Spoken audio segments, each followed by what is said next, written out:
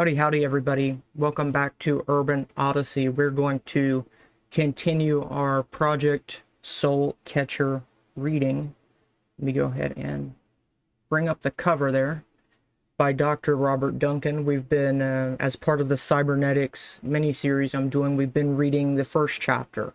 That is to highlight the various analogies between computer hacking and biohacking. I may, at a later time, revisit the other chapters, but I'm going to do the first chapter primarily as part of this series. That way, when we move forward, everybody having seen those analogies understands, why I'm making the comparisons that I am between cybernetics and the, spiritual nature of human beings. So, just wanted to let everybody know that. I did a words and terms episode a day or two ago, and that just goes over some vocabulary words and the like, the dictionary. We went over, I think, 31 or 32 of them. That was like about a 30-minute video, and so we're going to pick up from page 76. This is part 1D. Page 76, we're going to pick up on hacking decision trees. It begins with a quote, "Damned if you do and damned if you don't. Ex-psychic warfare strategist." The idea in mental or traditional warfare is to beat the opponent with every possible move they are allowed to make by the prevailing rules, resources, and constraints. Mental warfare is an exceptionally complex, multi-dimensional game of chess where the rules of the game are dynamic. This is further complicated because cognitive warfare cannot easily be separated from all other forms of offensive information warfare technologies and techniques. A few of the tools used in psychological warfare and propaganda are discussed further. Psychographic mapping, decision tree mapping, population mental chatter, and swarm theory by the Rand Corporation are studies of information flow in the mind and populations using the rules of the sheeple effects to engineer culture, beliefs, opinions, and values. Procter & Gamble is probably the best corporation that studies this for marketing purposes. Neural marketing is a semi-legal method in the civilian sector. Roughly every 15 years in U.S. history, a new law is passed as the civilians learn about mind-altering techniques and feel that their ephemeral concept of free will is molested. So generally what's being said here is everybody has to understand the technology begins classified. If you have something like artificial general intelligence, some guy discovers this, they're not going to do anything, they're not going to show it to the public. They're going to immediately bring in the military and they're going to say this is classified because this is high-level technology. We can't have this getting out until we understand the security risks of this technology. So it's classified first, and then later on down the line it works its way into the private sector, which is exactly this here. Here's a side note, anybody would like to read it. Says a couple of the authors of this book worked with MIT and Harvard undergrad students in developing different pieces of the technology that you're reading about to inform the average person about some of the research of how to control any creature that has a nervous system. We, the undisclosed authors, will explain some of the technologies the reader is legally allowed to know about. So how does it work? There are many frameworks that utilize these frailties of human psychology, but due to the author's security clearances, we can only tread gently upon this topic or risk being tortured again by the government who betrays everybody and doesn't stand for the values of their country. As the reader will learn, when psychographic mapping principles are applied to warfare techniques, the dark angel, the angel of death, reveals itself. Game theory. John Nash was known for his game theory, studied intensively by both academic economics and by war strategists. He eventually won a Nobel Prize for it, It is very relevant in information and cognitive warfare. The basic theory dictates probabilities of a complex game played by rational players. The idea, of course, is to win or find an optimum stalemate. Each player is tacitly signaling to the opponent with each move. When attacking an enemy in an unexpected asymmetric cognitive war game, the objective is to destroy the opponent no matter what rational move they make, move toward a tacit signaling of mutual benefit, or trick them into making the obvious move which causes a loss. Adding the quote that I remember here, never interrupt your enemy as they're making a mistake. This takes on the adage, damned if you do and damned if you don't. These same strategic principles work in trade negotiations, war, politics, and economics. John Nash was awarded the Nobel Prize for Economic Principles since no one wins warfare Nobel Peace Prizes. Most innovators never get to see the full gamut of how their innovation can be used for good or evil.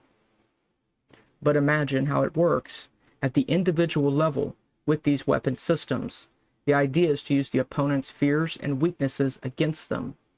Let's put this game into context of one of the CIA programs called Artichoke, a program to create plausibly deniable proxy-programmed assassins. The ultimate objective is to discredit the individual, use cognitive trickery to get them to kill another target, and then dispose of the program assassin by local authorities or any means possible. One can't hide their guilt and fear from themselves, nor can they hide the reflex of any worries of what can be done to them. This determines the focal points of attack. The techniques to spook and rout out the fears of the opposition will be discussed later in the chapters on CIA scripts. I'll put notes to that in the description. People have common fears such as that of death, drowning, burning, pain, financial ruin, sterilization, family legacy, etc. But strangely enough, it is often the small things that create stress in the individual, such as whether they are being watched in the bathroom or what their peers think of their appearance. Financial ruin is achieved through the subjects investing in research and development to stop their torture or prove it. Additionally, of course, all passwords for bank accounts and alarm systems are known. There are ways to hide secrets from oneself, but most never figure it out, nor would they think of it due to the surprise attack.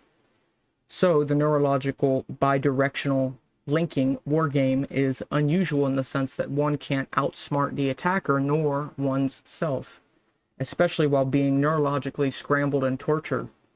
The advantage is to the surprise assailing team. So, for example, in your quest for world domination, you may want to use this capability to incite wars between countries and groups to ensure that they do not form a stronger unity. This might be important in oil-based regions, for example, to ensure no monopoly is formed to control this much needed resource. Or, for example, one might want to rid your region of undesirables such as the weed and seed program at the local level and instigate gang wars to occur. The techniques are the same and scaled from local to international levels. Most naive watchers of television will succumb to the trickery of who the bad guys or good guys are. It is also useful when programming an assassin to choose a target. The actions of the assassin will always be perceived as a lone lunatic or religious extremist by the majority of the world who are still in the technological dark ages and ignorant of these weapons. The cloak of anonymity of who is behind the programmed assassin is also a plus for plausible deniability. This is like surfing the web with cookie blockers on and bouncing the surfer's IP address through independent servers that hide the final destination IP address. However, less than a handful of countries possess the technology and reach to do mind hacking this effectively. Context switching. Emotions create the context of language and behavior. Context switching in computer science means that programs can run in an operating system with changing parameters, be it physical memory or abstract context space. This concept has a similarity in psychic hacking called shape-shifting using brain prints. Brain printing is one of the methods to identify a person in their mind state.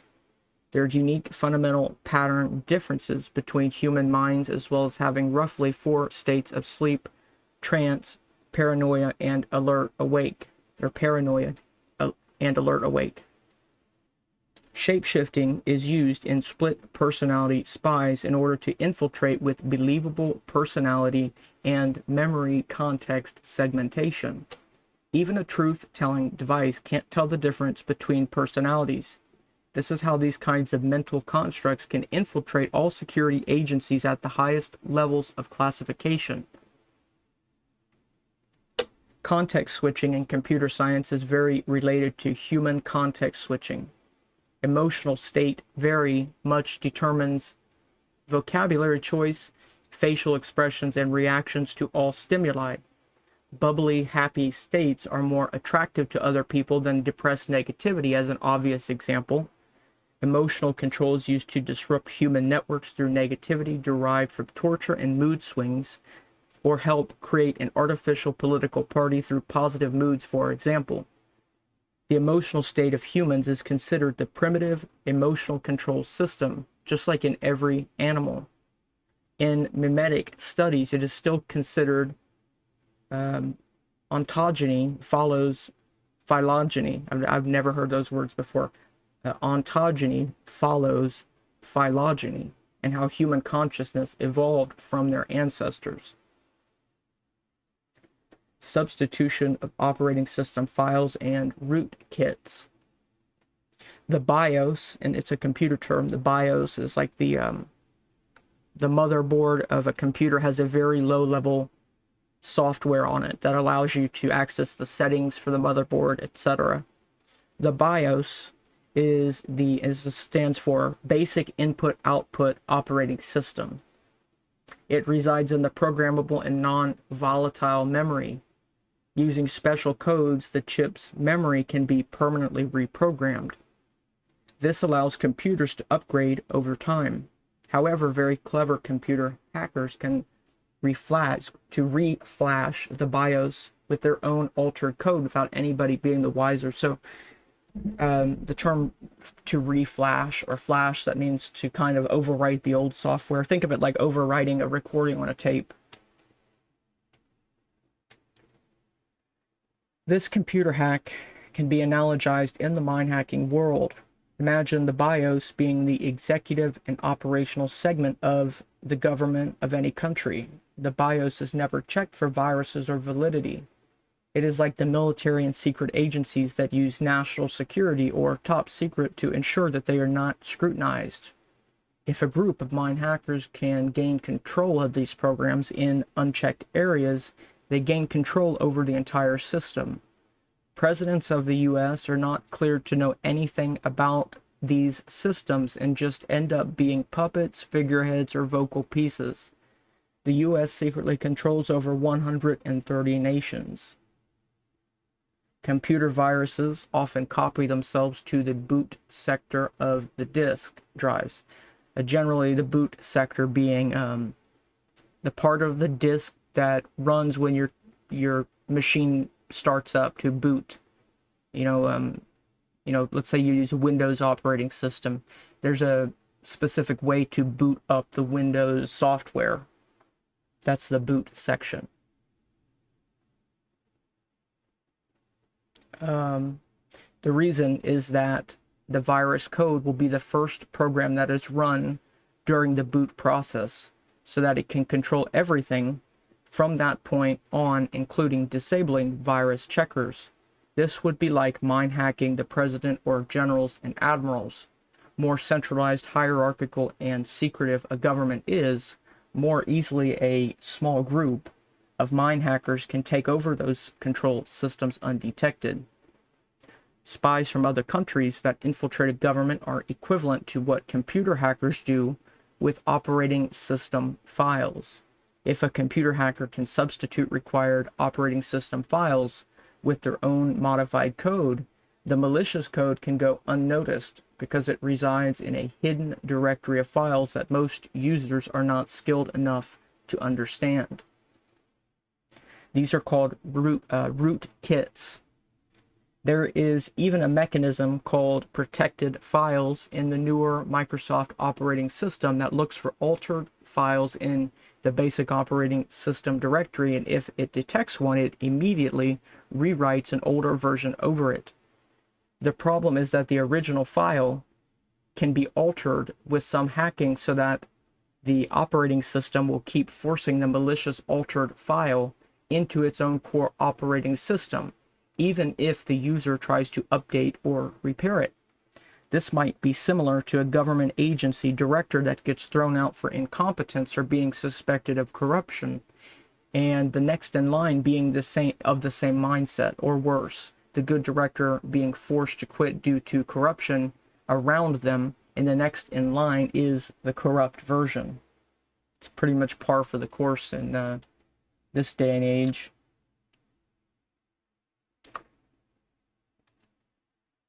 Hacking input-output ports, the five senses and motor cortex. We're going to get into that a bit in the later episodes, because I do plan to give people a basic idea of how the quote-unquote human biocomputer works. And it's, as I've talked about already, I say, my psychology teacher told me when I had like the first week we were there, human behavior is pretty much as simple as taking in information through your five senses input, doing something with it, the function, and then acting back out. So input, processing, output, i.e. the Trivium process. One of the more common pranks performed on hacked computers is to force speech or music through somebody else's speakers to try to embarrass them. Simultaneously hacking all computers in a network and forcing speech out of them is a repetitive loop that has kept many a mischievous hacker entertained for hours. Can be performed on a networked Unix system with the following code if you have the privileges. And it's in the teacher's edition. Can be done on a networked Windows system using something like that. These commands basically tell the computer to send a remote execution call on all the target machines to play a specific sound file repeatedly. It can be done on certain computers which visit a website or open an email, depending on security settings. Similarly, if there is a microphone, video camera, or other device connected to the computer, it can be remote controlled once a system's security is breached. The audio ports of humans can be verbal speech for output audio or perceived hearing for input sound. Obviously, this is one of the most important input ports in human beings for cognitive control, using subliminals, hypnosis, suggestion, repetitive programming, and secret silent commands. Here are 5 techniques that have been investigated. Those are 1. Microwave hearing effects, 2. Audio cortex mapping, 3. Electrokinetic sonic modulation, 4. Ultrasonic heterodyning, and 5. Plasma sonic waves. I'll put a link to a Internet Archive collection or list that I made with a bunch of stuff that may be of interest for people who would like to know more about this and the like. Let's see. It's from the lyrics of The Sounds of Silence from Simon and Garfunkel. Fools of yet I do not know, silence like a cancer grows. People hearing without listening, people talking without speaking. Silent sound and synthetic telepathy. United States Patent 6587729, 2003. And I think this is the patent that it's discussing here. Apparatus for audibly communicating speech using the radio frequency hearing effect. If anybody would like to read that, you can pause and read it.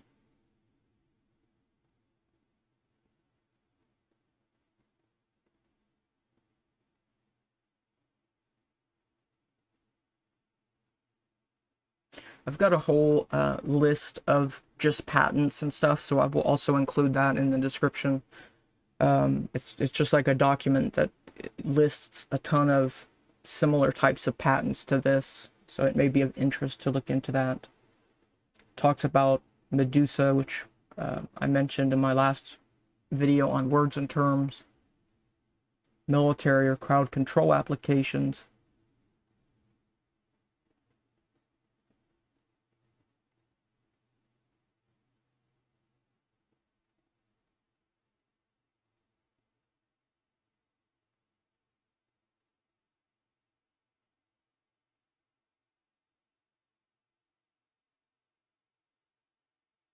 This is another extra section, interview with a corporate spy. I'll read this section. Quote, this is coming from a corporate spy. Quote, I worked for Microsoft and other large software companies. My handlers told me through the microwave hearing effect, if I did not put a backdoor into their databases and operating systems, that they would kill my family. I went to Homeland Security and the FBI, but they didn't care. They just said I was crazy. I never did it, and my family was never killed. Going on in the quote, I had another friend who told me how easy it was to hack into Wall Street's money networks while he worked for security for them. Again, I went to Homeland Security and they just shrugged me off. It proved to me that either they were part of the downfall of America or something was completely broken if a citizen who comes to them can't get their attention to fix weaknesses in the system. I don't care anymore what happens to this messed up country. There are too many traitors at the highest command levels to stop it now, unquote. It's very interesting. A lot of people have echoed the exact same thing, and I've come to the same binary conclusions. Either they're part of it, they have vested interest, and that's why they don't care, or they're just really far from the bullseye, if you will. They missed their mark. Continuing, this is from continuing the regular book. A quite different experimental approach is based on electroacoustics. When a suspension of particles is subjected to high-frequency sound, ultrasonic waves, the particles are caused to vibrate at the same frequency. If the particles are charged and hence surrounded by a diffuse layer of counterions, the particle vibration causes some charge separation and generates a measurable alternating electric field. The charge separation arises essentially because the ions are much more mobile than the particles and can respond more rapidly to the ultrasonic waves. The particles lag behind the counterions, creating a small fluctuating electric dipole.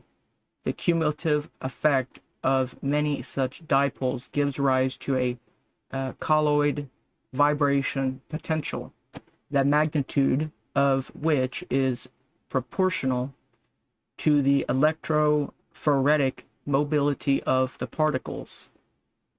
For basically the same reason, application of an alternating electric field to a suspension of charged particles generates sound waves, an effect known as electrokinetic sonic amplitude, ESA. At this point in our investigation, we have encountered a few different ways to create perceived auditory hearing without actual airborne vibration stimulation to the eardrum. Interviewer side note, you guys can read that if you'd like.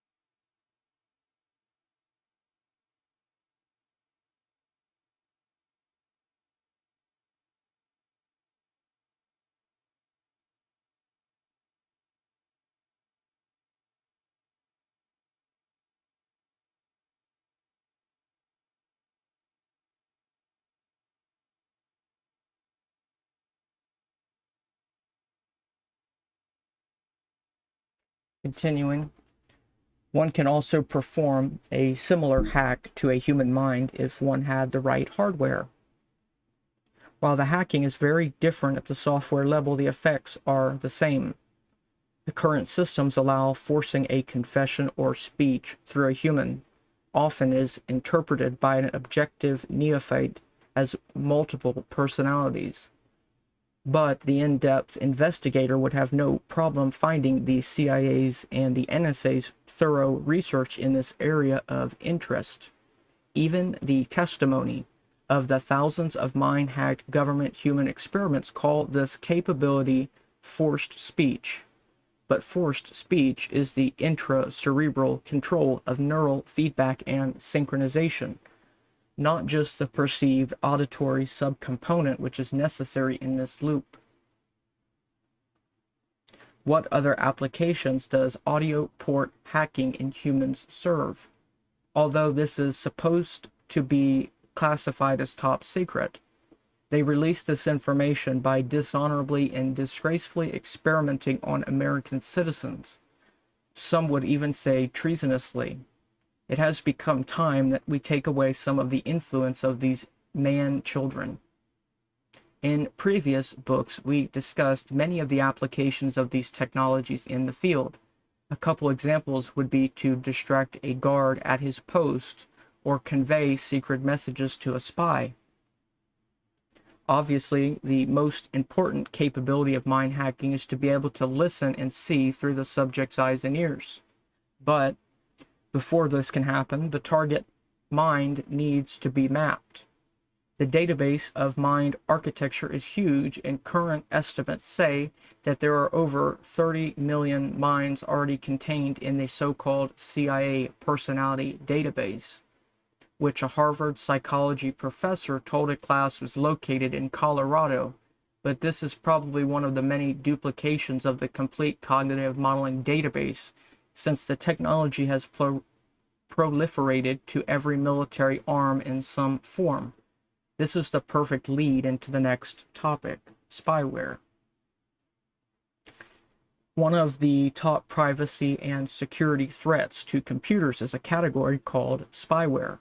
Spyware comes in many forms like every other kind of malware. This piece of software collects and transmits information such as internet browsing habits, keystroke, logging, or even real-time images of your computer monitor. Some parents install this software to monitor their children's web surfing habits. Certain government agencies often illegally use this kind of spyware to perform investigations on individuals. Political targets have always been of top priority by the CIA for blackmail and manipulation. The government tried to force a chip to be installed in every computer that would automatically decrypt all transmissions. This would be an example of hardware spyware. Even the Nielsen ratings are collected with permission using a hardware spyware of TV watching habits. The internet and telecom infrastructure have network packet sniffers. If you guys watched the Internet Daemons episode I did, you will know that one of these sniffers is literally called Moloch, but has since been renamed to Archime. I can't even make it up. They do half the work for me at this point. They just use the words, they're called daemons. We have Moloch packets sniffing software. It's crazy. The internet and telecom infrastructure have network sniffers that contain, or that certain federal agencies are allowed to use at any time. Privacy has always been an illusion, but there are some steps to make your computer less of a temptation for traditional hackers. The majority of spyware comes from Trojan horses. Most freeware is free because they include spyware that is installed with the useful pieces of software without telling the end user. It is usually extremely difficult to remove this kind of spyware. Usually the spyware is collecting information for marketing and advertising, and the only damage that is done from the software from the software chewing up precious CPU and network bandwidth.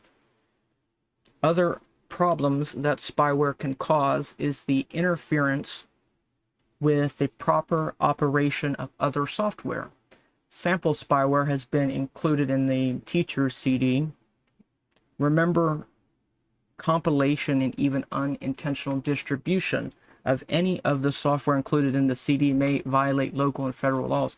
Yeah, that's what I was thinking this whole time, so I imagine that's why there's no trace of where that ever went.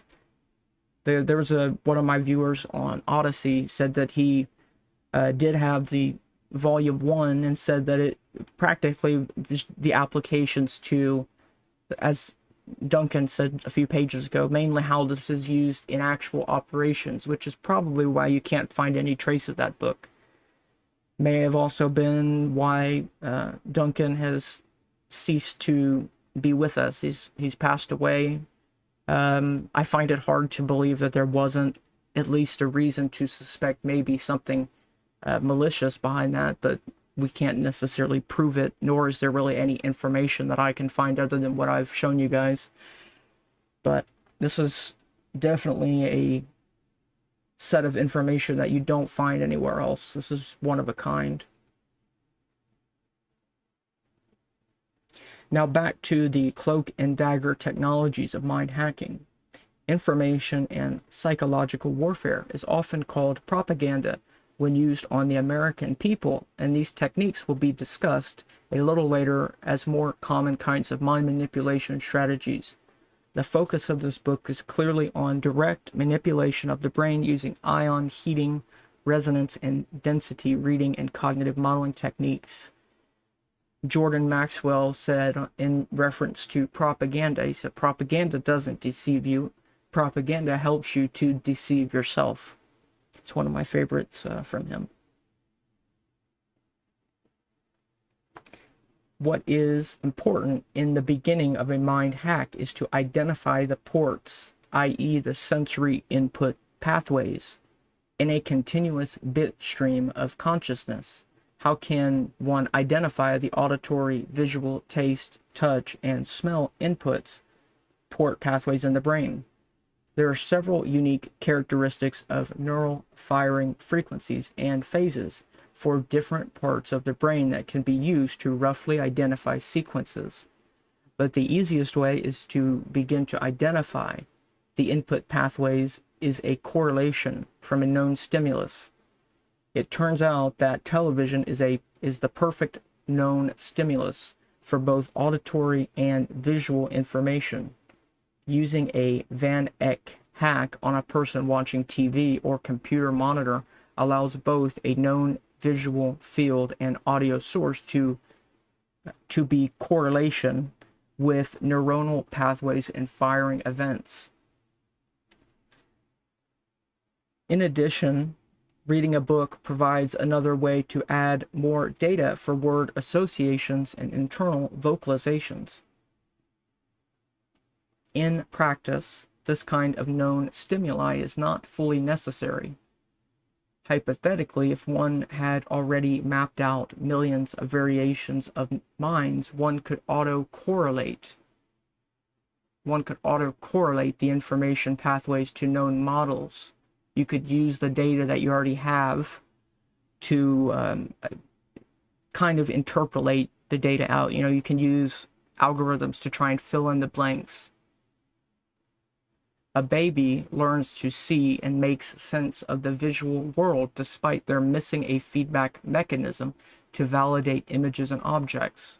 So, the self-organizing information could be obvious, but for our example, we will show how it can be done from scratch. Again, here are two mind hacking approaches. 1. Auto-correlate and build the cognitive decision model based on known stimuli and proceed from there. This is a more methodical approach and might be done stealthier without the target being aware it was happening. 2. Grab any patterns and do a stimulated search to grow all of the known pathways.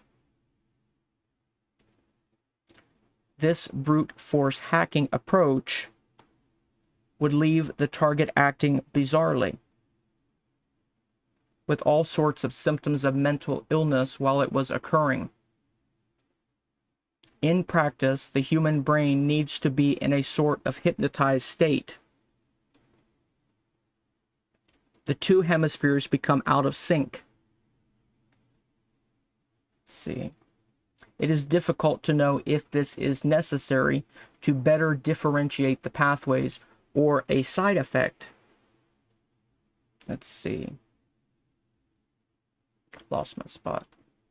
From hacking. The CIA's program initially was called the RHIC, or Radio Hypnotic Intracerebral Control. A pulsing tinnitus is usually heard and a flashing seen by hacked targets. This might be a way of controlling the spontaneous firing neurons that can be thought of as a clocking mechanism for various mental tasks, a way of aligning the target mind pathways.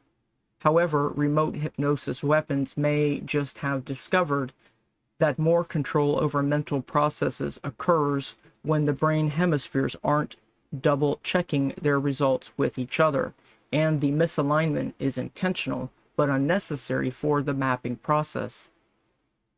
Once any part of the mind is mapped, a clone can occur, or input sensor information can be transformed into traditional digital analogs for display. A famous demonstration of this was done in the 1990s using embedded probes into a cat's visual cortex, published in Neuroscience magazine. The cat's visual field was displayed on a computer screen.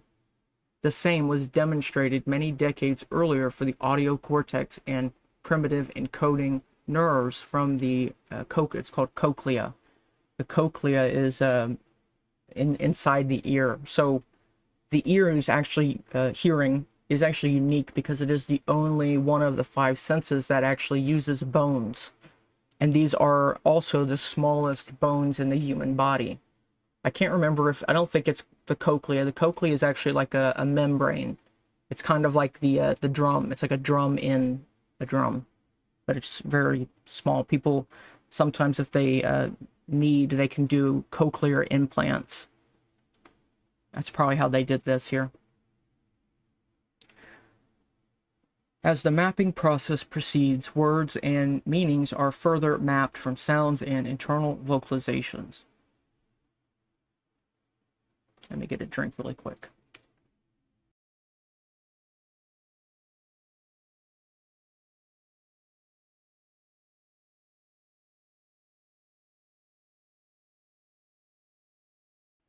Since encryption technology has become basically uncrackable by even the highest end supercomputers and is in the hands of every citizen, the most feasible way to gain access to computer networks is to grab the information at the source and destination points while the information is still unencrypted. Password stealers work at many levels. There is specialized hardware that can tap into keyboards at the connection to the computer and record keystrokes. There is software that hides on computers that records and reports passwords back to some location over the internet. There is remote control and monitoring software like Back Orifice, which allows one to watch what is on another's computer screen. Once a mind hacker connects to a target mind, visual information is shared, so stealing a password through the visual cortex reconstruction is one possible way to get passwords. This technique of grabbing visual information is called screen scraping, which is one of the words I featured in the last video. Let's see, one moment.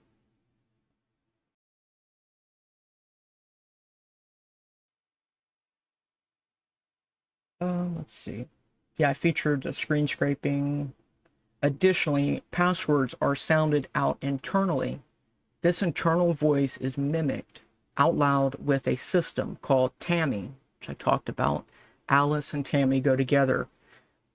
Alice is artificial, linguistic, internet computer entity. Tammy, thought and memory interface, I think. There's a couple different acronyms. The Stanford Research Institute first publicly demonstrated this capability of using human brain patterns to have a computer speak the internally vocalized words of a human being in the 1970s. It is difficult to keep secrets from yourself if you've been mind hacked. One way to protect your passwords is to use a random password generator that masks the password from view, such as any password. Only one password needs to be known to access the local database of passwords, which are copied to the authorization fields without the user seeing what it is. In order to grab the passwords, an agent would need to copy the encrypted database and program and use the known password to decipher them. It would probably require breaking an entry to achieve, called black bag jobs. I'm also going to put a link to the two Shadowgate documentaries, and I'll probably close out this.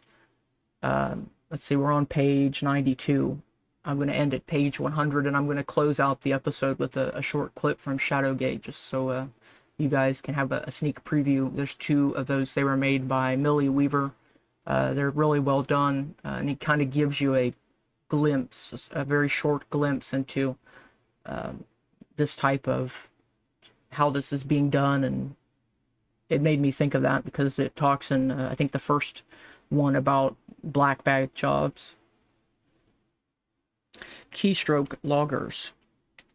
Keystroke loggers are considered a more dangerous type of malware. The intent of this software is clear-cut. The software collects keyboard information as it is typed by the user. There are hardware dongles that plug into the back of the computer where the keyboard connects that also collect keystroke information to be maliciously used later. Keystroke loggers use a hook. So, I guess without being complicated, a hook. A hook is you can run code whenever something happens. So, perhaps you want to write some extra code and you want it to have to do with this function. Okay, well, you need to have it run when that function happens. That's a hook. You can hook into software.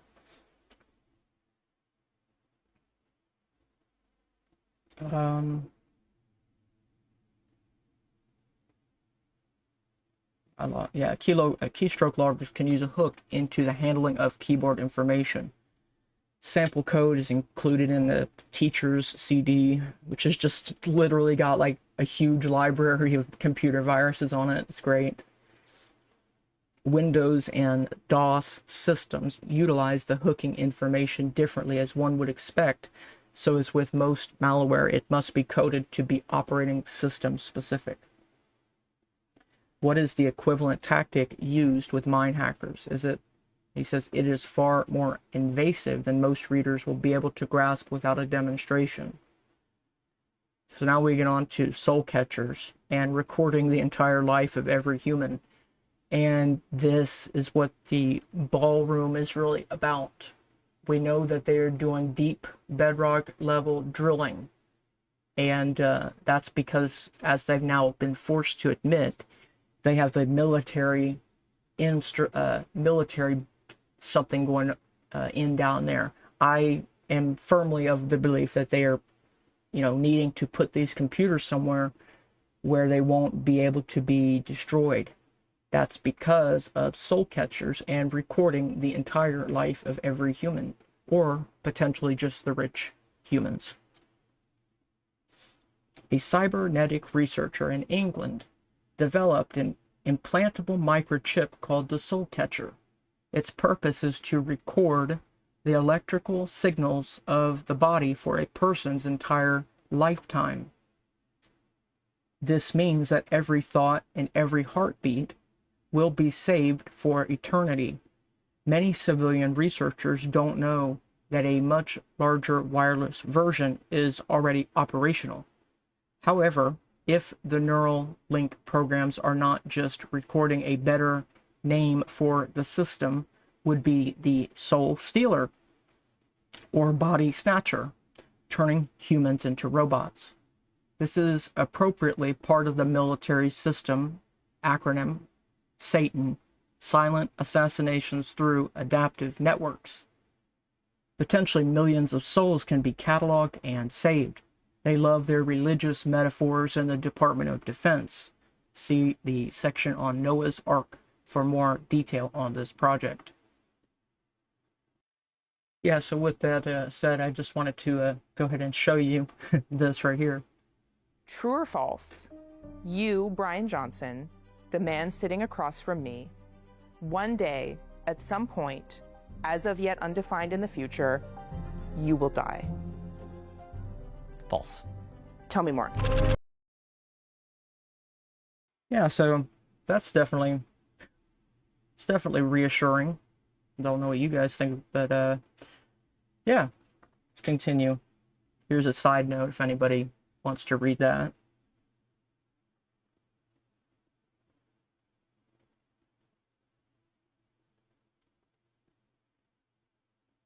'2020 Soul Catcher 2025, very seriously.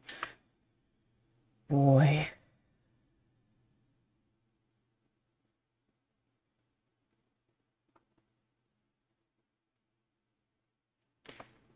Wow, it says right here, quote, "It is possible to make a conscious computer with superhuman levels of intelligence before 2020. It would definitely have emotions," unquote. Immortality is within our grasp. David Smith, The Observer, UK News, Guardian Newspapers, 2005.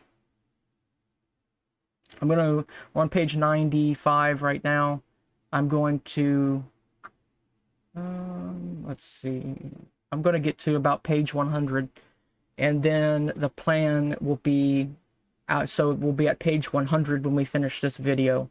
I'm going to do a live stream, just because I would like to talk to people, viewers, if they have any questions or whatever, to do a short, you know, maybe 2-hour live stream to finish reading, because there are 132 pages here in the first chapter. So we'll finish it up sometime this weekend.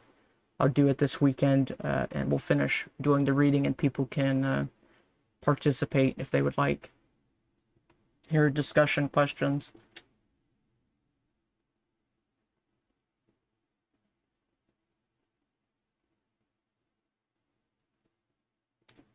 One can imagine how brave a soldier could be if they knew that they could be brought back to life with all their memories and personality intact.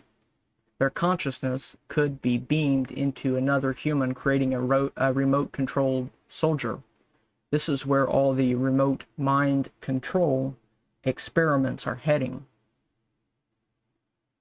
Memory probing. This is one of the most important techniques in computer hacking. Passwords and solutions to text adventure games, for example, are stored in RAM or on the hard disk. RAM is random access memory. By scanning RAM for ASCII words, many hackers were able to cheat on text-based adventure games or find passwords that were not encrypted. Interrogations of human memory are even easier, since the search function is merely an association away. There is no firewall and no further encryption once a mind is hacked and mapped. One cannot easily separate the technology from the scripts in many of the uses and practices by the agencies. In particular, this is true with mind probing and interrogations. Infamous interrogation scripts include Good Cop and Bad Cop, Wizard of Oz, Armageddon, and Alice in Wonderland roles. We have talked about Wizard of Oz in the Masters Mayhan podcast. They talked about Armageddon programming with the Catcher in the Rye. That is Project Orion. You guys should check those videos out. I'll link those in the descriptions. The technologies do provide enormous insights and benefits for the users. Predictive models of sentences and responses are often demonstrated with a high accuracy rate. See the TAMI system in the next chapter for more detailed description of the military software system and capabilities. Jostling the neural networks by adding a noise element can help trigger memories around suggested focus.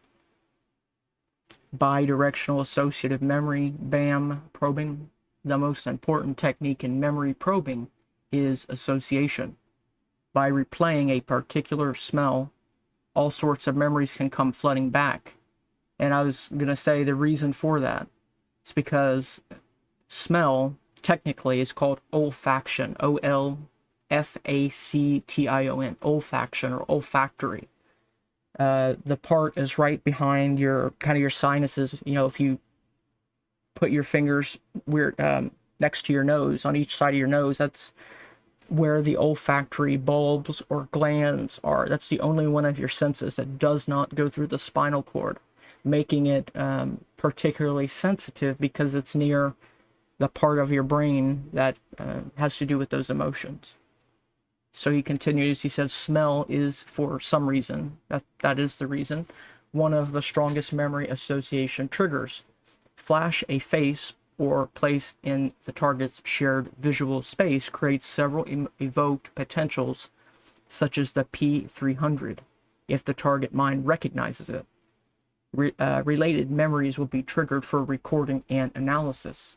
For other interrogation processes, induction of a hypnotic state, like obtained with sodium pentothal, can be induced by pure brain entrainment patterns, and the target doesn't care what they say or think.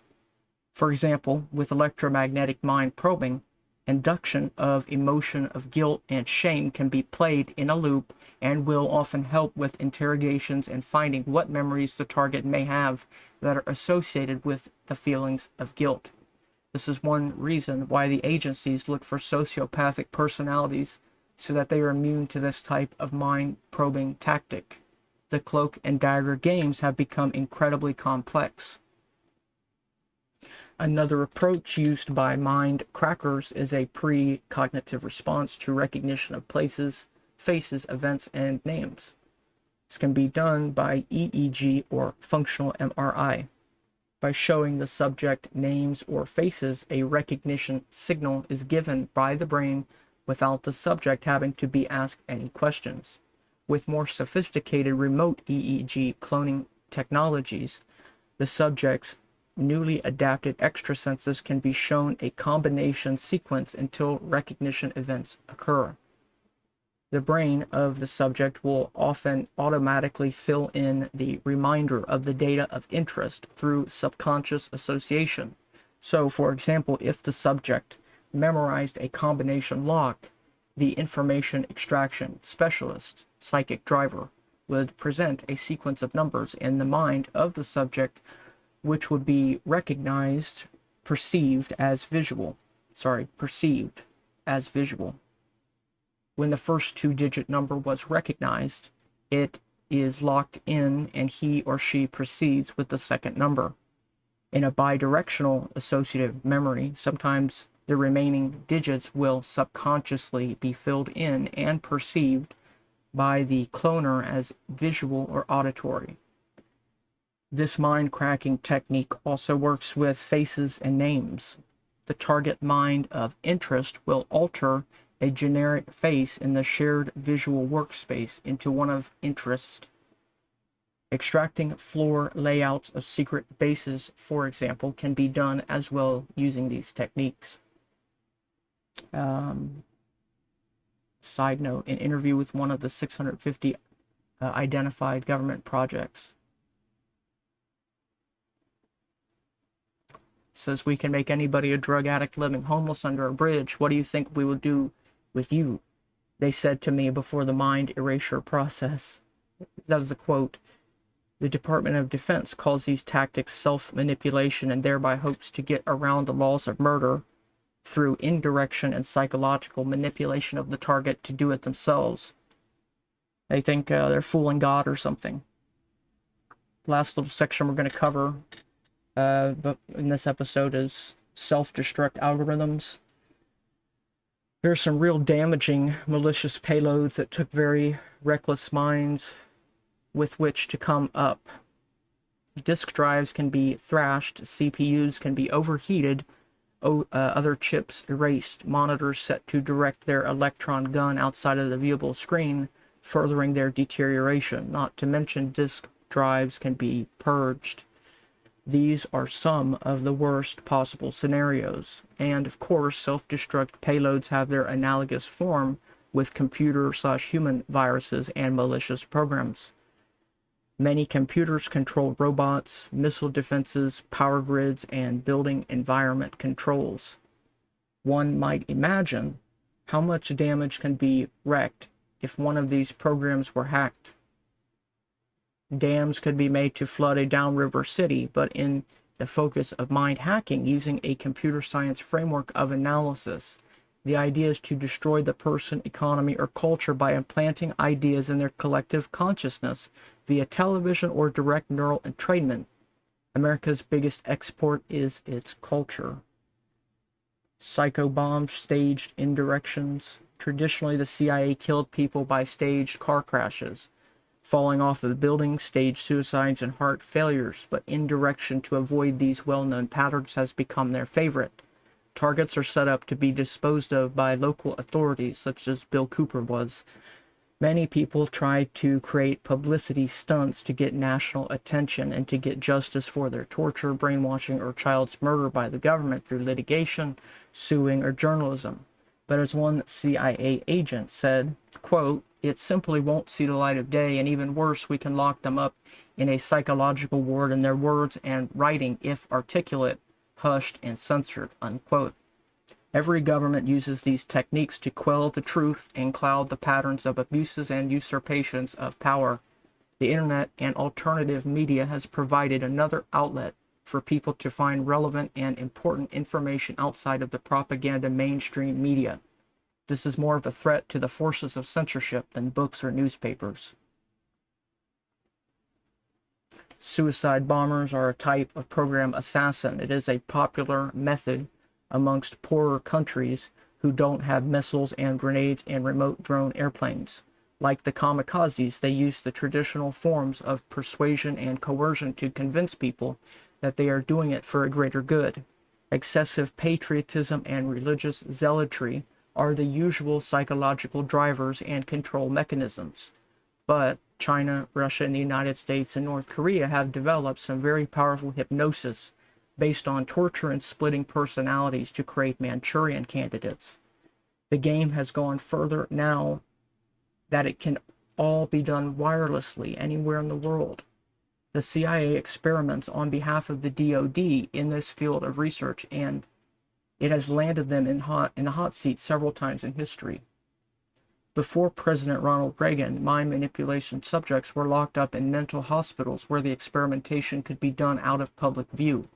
He signed a bill that shut down many of these hospitals, and most likely in retaliation, a psychobomb/program assassin named John Hinckley was sent to shoot Reagan. Of course, the public is only allowed to believe that it is just random people who go nuts on killing sprees, of course. This technology is still supposed to be kept secret from the average Joe. The people chosen for MKUltra and Artichoke experiments, according to the documents, are usually well educated, roughly 35 years of age, and easily fits into social groups. Coincidentally, mental illness has an onset of exactly 35 years of age. Once the assassin makes an attempt, quote, they will be disposed of by local authorities, unquote, according to the documents released through the Freedom of Information Act.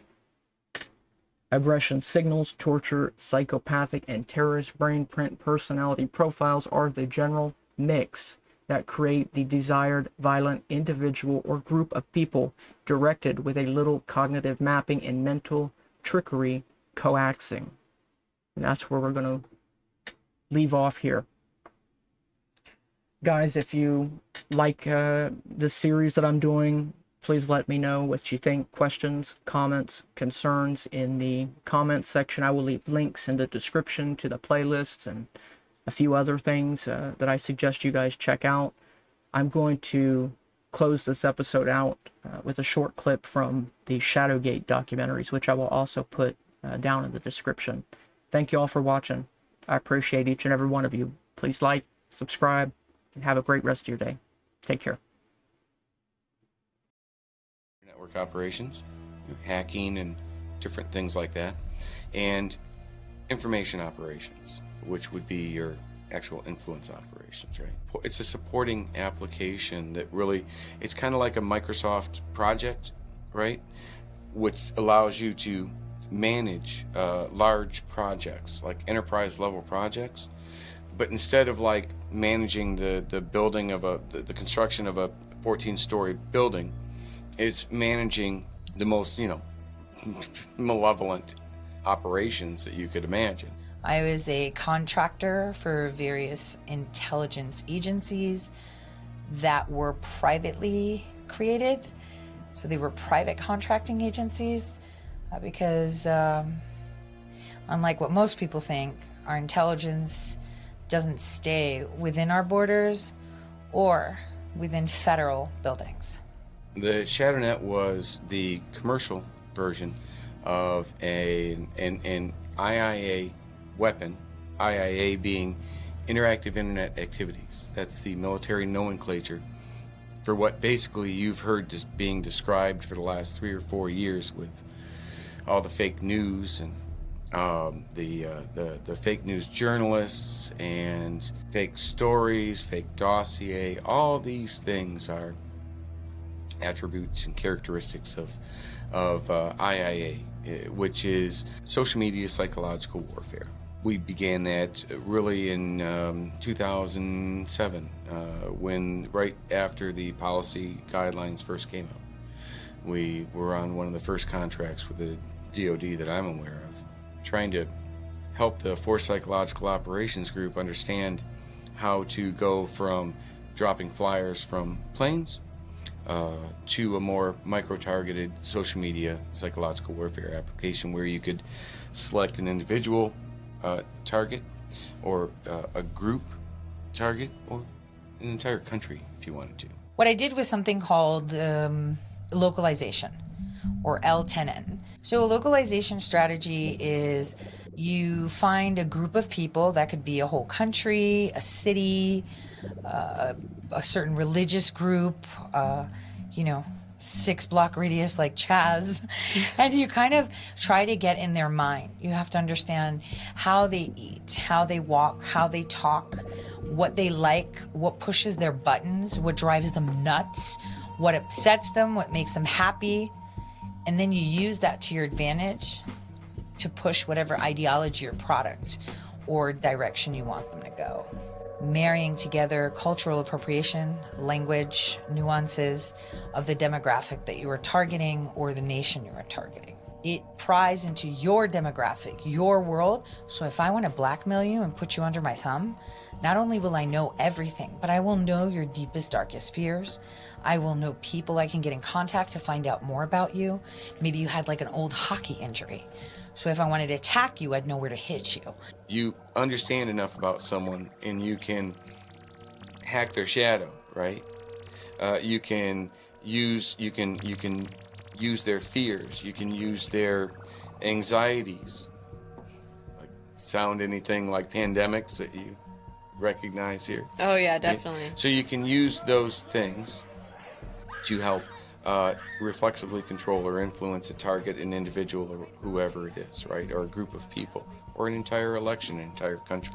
What Patrick Berge created was a program that was based off of the strategies that we used in person. It was a psychological operation, but that crunches data with the use of psychological operations. So you can predict how your target will respond. I spent like 7 years overseas, right?